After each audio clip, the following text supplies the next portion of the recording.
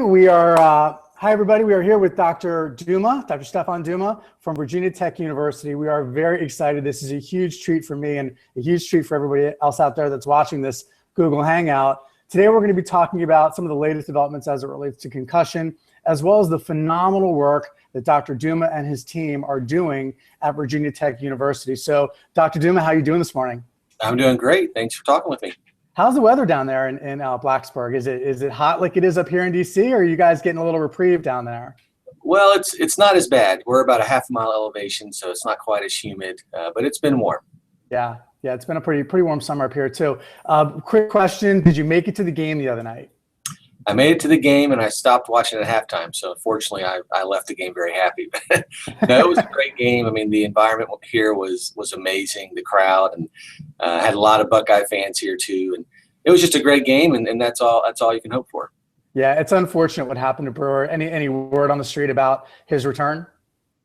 You know, it's what the coaches are saying. You know, the surgery went well. It depends on recovery. You know, anywhere from 4 to 8 weeks, and it's his non-throwing shoulder, so we're happy to hear that.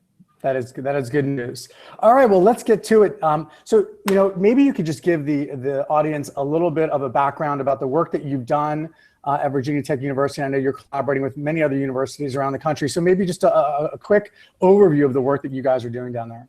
Sure. Well, all of our sport research has really come out of our automobile safety and our military efforts. So we've been doing that sort of research for over 2 decades. And we have one of the largest groups in the world looking at injury biomechanics. And we really touch almost every product, from cars to all the way into military vehicles to consumer toys and Nerf toys and all sorts of things. We started working in football in 2003, and this will be our 13th season collecting data from the football team and rating helmets and all that research. That's great. That's tremendous. So maybe you could give the audience again a little bit of background on what research specifically is related to the star ratings that you all are putting out related to helmet safety. Sure. So we started in 2011 rating football helmets, and the real reason was just to provide consumers with a basic idea of which helmets perform better than others. We do a very complicated testing methodology. We run 120 tests on each helmet. We compare it to how the players experience in the field, and we summate all that information to 1-star value. So it's a complicated analysis, but basically we're just telling you which helmets reduce acceleration more than others. And what we were surprised was in 2011, there was a huge difference. Some helmets did a great job, some helmets performed half as well. And we just wanted to let people know so they could go out and buy a helmet. They'd have some idea which helmets perform better than others. Flash forward now, back then in 2011, only the Rydell Speed was the only 5-star helmet.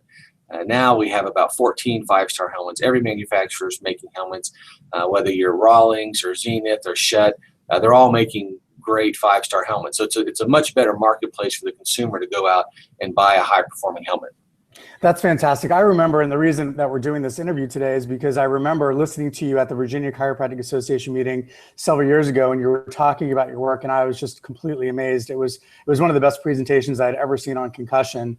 Would you say that because of the star ratings that you all have put out, it's actually driven improvements in helmet safety? Right. There's no doubt that happened. Once there was an independent scientific group like ourselves putting the information out there, the companies then had a way to market their product. Before that, every company said we have the best helmet, and consumers are pretty smart, and there was always a little concern about that. We are very independent. We have no financial relationship with any of the companies, so we're just telling you which helmets perform better than others. And really, it started with a phone call from our equipment group at Virginia Tech. They wanted to know which helmets they should buy for the team. That started the whole process of testing and understanding of what was going on. And it really has changed how companies make their helmets. And I think the helmets have improved dramatically. For me, especially as a sports chiropractor, I think that's probably one of the best examples of translating basic science research into real practical gains for the public. So I definitely congratulate you. It's just phenomenal work. What was really interesting to me when I was listening to your presentation was that there was no correlation between the cost of the helmet and the quality of the helmet. Right. That was also surprising. Some of the more expensive helmets were the least performing. Some of the cheapest ones were in the 4 and 5-star category. So I think people need to understand that the performance of the helmet varies greatly, and we encourage them to go to the website and look at what helmets are doing well and make their decisions that way. Sure, that's great. For healthcare providers that have patients, especially who the patients where they have children and they're playing sports, lacrosse, football, where can they go to find this information? So we have changed and revamped our webpage. So it's off our main Virginia Tech webpage. So it's just vt.edu/helmet. And that'll take you to our main page. And we've actually greatly expanded the system. So we started with football. Now we released hockey ratings in the spring. We're also moving into other sports, lacrosse. We're measuring sensors. We're going to look at baseball. We're going to look at all the helmeted sports, including bicycling and bicycle helmets. And basically, it's just a place where people can go. It's free to the public. You can look at how the helmets perform. And if you're walking down the aisle in Walmart or Target or Total Hockey, you can pull up your phone and get an idea of how the helmets perform and make your decision accordingly. That is just phenomenal. There's been a lot of discussion around, and education of the public around the fact that, helmets do not prevent concussion. So maybe you could tie these two elements together, that helmets don't prevent concussion, yet a higher rated helmet can actually decrease acceleration and maybe reduce the impact. Can you elaborate on that a little bit, please? Absolutely, and that's an important point. We're very careful in all our materials to say that these 5-star helmets are not concussion proof. They are not the solution. All we're saying is they perform better. It's the same analogy in cars. We all go out and buy 5-star vehicles. Well, people still die and still get hurt in 5-star vehicles, but the injury rates are a lot lower. So all you're doing is you're lowering the loads on the human body. In football or hockey and concussion world, we're lowering how fast the brain's accelerated, and that's correlated injury. So, and to give you some numbers, if you took one of the 1-star helmets and you had the same impact, you might get 100 Gs, so very high impact. Switching out the helmet to a 5-star helmet, you're going to cut that 100 Gs into 50 Gs. So that when you talk about the top and the bottom, the differences are dramatic, and you're cutting those accelerations in half. You're still going to have injuries, but we've done clinical studies, we've shown we reduce the risk by about half. So there's still risk, but you're reducing your risk, and that's why we think this points you in the right direction. That's an excellent point, and I think the point probably also has to be made that it relates pretty much to impact of the helmet to helmet or helmet to ground or helmet to player, not so much if somebody like RG3 who was getting absolutely destroyed by the Lions defensive line and he was getting hit, there was still acceleration of the head and neck, yet there was not necessarily an impact on the ground, right? So the helmet won't prevent the acceleration of the head and neck when there is no impact to the ground or head to head, correct? Right. So there's a lot of types of impacts in football, and the RG3 impact is sort of in a special category. There are injuries that have high head and neck motion and rotation, and you sort of get neck symptoms that go into the concussion and sort of a whiplash effect. So, right, a helmet's not going to do anything in that category of injuries. All we're talking about is the subset where you have a direct impact, head to head, head to ground, head to knee. We're going to basically add a little more padding, cushion that impact, and lower the head acceleration. Excellent. I'm glad we were able to clarify that point because I know there's probably going to be some questions out there about that. What recommendations do you have for parents or coaches or athletes, as it relates to general concussion prevention and management, and or the selection of helmets and what the best approach is? We talk to parents all the time, and I always say the same thing, and that is that you just need to be involved with your kids' sports. And this isn't just a football issue.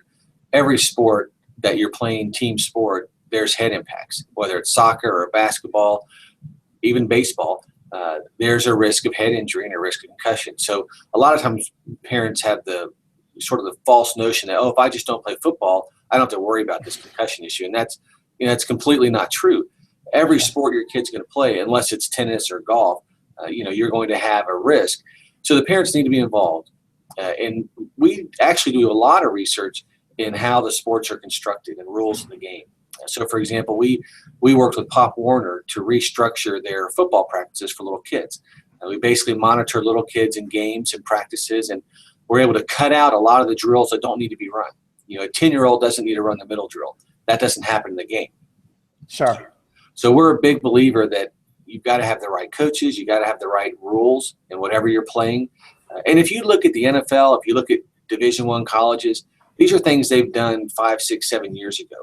We don't have the kind of practices and two-a-days that existed 10 years ago, because the coaches realized that you don't need that. You don't need to beat your players up in practice. You can do other things in practice and still have a good game. So we need to trickle that down to the high school, middle school, and youth leagues. And Pop Warner's done a great job at that, because that's where you can really reduce the exposure. So regards to your question, I tell parents they just need to be involved. They need to pay attention to what's going on, make sure the coaches and the league have good rules and they're up to date, and then make sure you have the best equipment that you can have for that sport.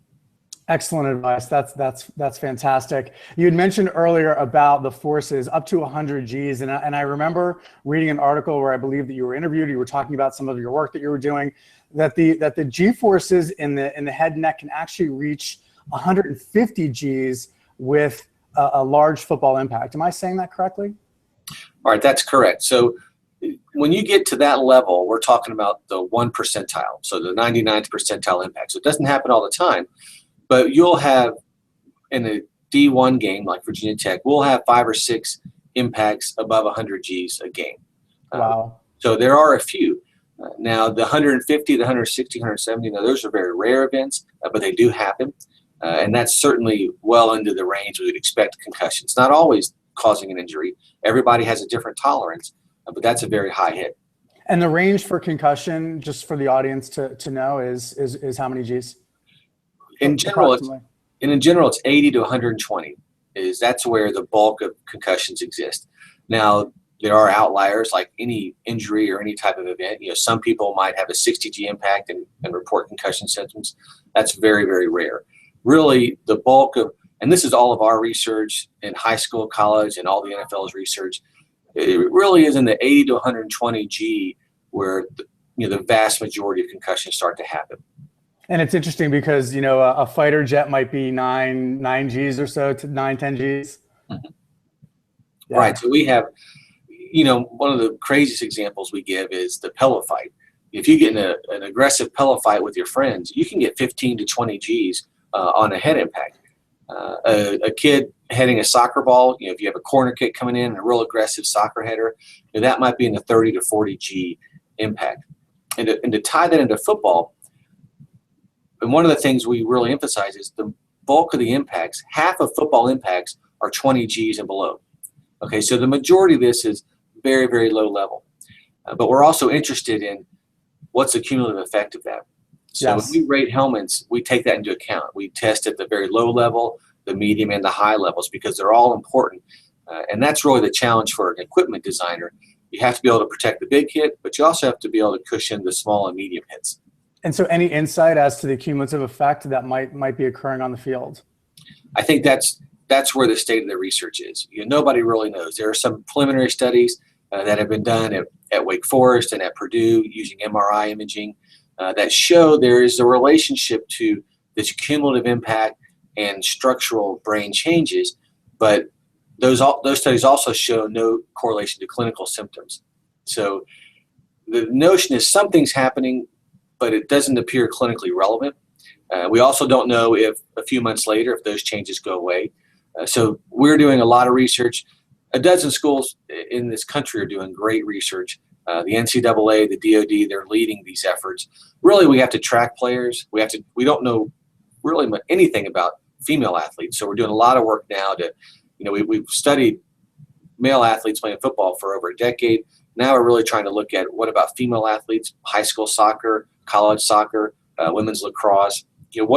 Are there differences? Are there things we need to think about playing the game differently, different helmets, that sort of thing? Sure. So we're really, I tell people that in terms of concussion research, we're really in the beginning stages, the first 5 to 10%. This is going to take 5, 10, 15 years to figure out, much like the Framingham heart study. If you look at these long-term studies, it's going to take a while to figure out. Well, it's fantastic because you guys are really leading the way, and it's going to have such a great positive public impact.